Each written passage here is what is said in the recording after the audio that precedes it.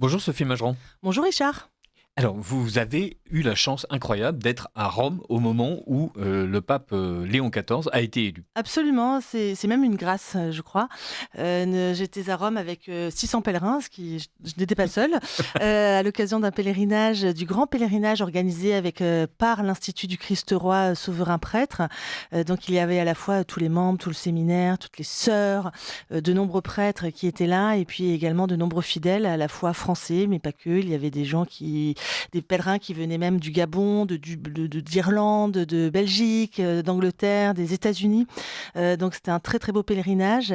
Et c'est vrai que ça me fait plaisir de partager ce que j'ai vécu, ce que nous avons vécu tous à l'occasion de ce pèlerinage du Christ Roi. Eh bien, le 8 mai dernier, le Christ Roi a eu cette grande grâce, de pouvoir célébrer une messe solennelle à Sainte-Marie-Majeure, dans cette église dédiée à la Mère de Dieu, très ancienne basilique, l'une des 4 basiliques majeures de Rome. Lorsque l'on va à Rome à l'occasion du pèlerinage du Jubilé, on en a déjà parlé, on franchit essentiellement 4 portes saintes dans les 4 basiliques majeures que sont Sainte-Marie-Majeure, Saint-Paul-hors-les-Murs, Saint-Jean-de-Latran et Saint-Pierre de Rome, bien sûr. Et donc, nous étions là. À la sortie de la messe, évidemment, il y a eu toute une animation, tout le monde se retrouvait, c'est toujours sympathique.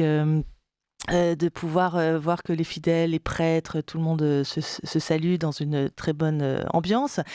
Et pour la plupart, ensuite, nous nous sommes rendus à une toute petite église à côté qui s'appelle Sainte-Praxède, qui est une église également paléochrétienne, ancienne, qui a l'intérêt, si vous voulez, de proposer des mosaïques qui sont beaucoup plus visibles. Sur plusieurs niveaux, je crois. Sur plusieurs niveaux de lecture, et qui abrite en outre également dans une chapelle latérale magnifique avec des mosaïques absolument extraordinaires du 5e, 6e siècle après Jésus-Christ, la colonne de la flagellation. Donc c'est un endroit vraiment très, très beau, très recueilli. On n'est pas dans les ordes de Sainte-Marie-Majeure, il y a toujours beaucoup de monde, où il y a finalement un brouhaha incessant. Là, on est dans un petit réceptacle, si vous voulez, petite église très agréable à vue humaine. Et donc, c'est vrai que nous avons pu admirer ces fameuses mosaïques qui représentent notamment sur l'arc principal au-dessus de l'autel majeur, le jugement des âmes et l'entrée de ces mêmes âmes dans la Jérusalem céleste, telle que l'Apocalypse l'a décrite, avec tous ces rangs de pierres précieuses qui font la muraille de la Jérusalem céleste. Et ce qui est très beau et qui est à noter, c'est qu'au moment où nous terminions la visite, cela correspondait au moment où finalement le conclave se terminait. J'avais évoqué avec au groupe avec lesquels j'étais, en regardant cette mosaïque, la fameuse phrase de saint Augustin, 2 amours ont donc fait 2 cités, l'amour de soi jusqu'au mépris de Dieu, la cité terrestre, et l'amour de Dieu jusqu'au mépris de soi, la cité céleste. Et nous sommes sortis, et environ 10 minutes, un quart d'heure plus tard, toutes les cloches sonnaient dans Rome.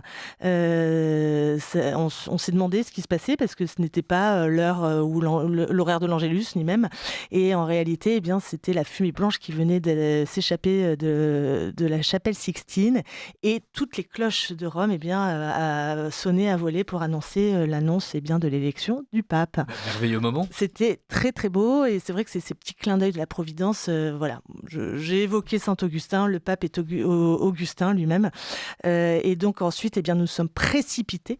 On a perdu toutes nos ouailles là. Nous sommes précipités, c'est un peu chacun pour soi, vers la place Saint-Pierre. En tout cas, nous avons essayé d'atteindre la place Saint-Pierre. Nous étions via de la conciliation, et nous avons vécu ce moment extraordinaire où l'annonce a été faite, Habemus Papam, et Léon XIV est apparu au balcon, là au-dessus de l'entrée principale de la façade de Saint-Pierre de Rome. Alors le prochain pèlerinage, quand est-ce ? Alors le prochain pèlerinage, c'est au mois d'août prochain. Je ne sais pas si cette fois encore le ciel visitera la terre, parce que là c'était vraiment le cas.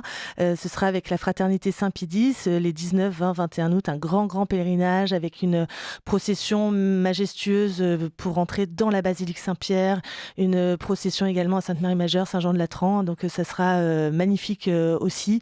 Et vraiment, pour cette année sainte a lieu tous les 25 ans. Je vous invite, chers amis, à venir y participer. C'est un très beau moment de foi de foi. Vraiment. Il est encore temps de s'inscrire ? Il est encore temps de s'inscrire, il faut se dépêcher sur odeia.fr. Bien, merci beaucoup Sophie Major. Merci.